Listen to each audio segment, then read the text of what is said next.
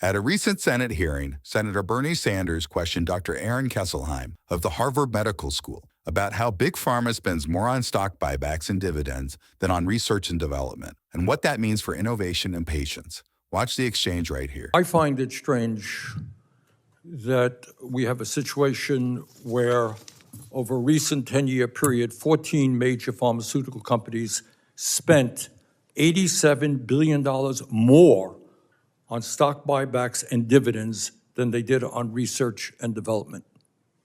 And CEOs, as I mentioned a moment ago, of the major drug companies make over $100 million in compensation. What does that tell us a little bit about the goals of the motives of the major drug companies? Well, as with all companies, they are responsible to their shareholders and primarily responsible to their shareholders. And so I think what it also says is that if we are trying to stimulate innovation, it makes most sense and it is most efficient to give that money to where that innovation comes from, which is at the academic institutions where it is discovered, and not to the end product to the end of the stage where the large pharmaceutical companies are spending only about 10 to 20% of their revenues on innovation. So for each dollar spent through the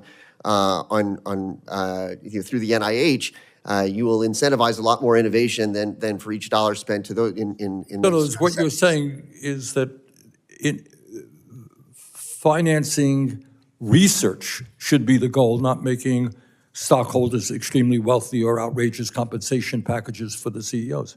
I mean, we need to make sure that there is a reasonable market out there for drugs, and there is, and drug companies make a lot of money from it. And as we're thinking about incentives and ways of trying to encourage innovation, I think the most important way to do that is to try to, raise the ground and to grow the amount of innovation that comes out of where it comes from, which is from publicly funded research. For more congressional news, stay tuned to Congress Clips, and thanks for watching.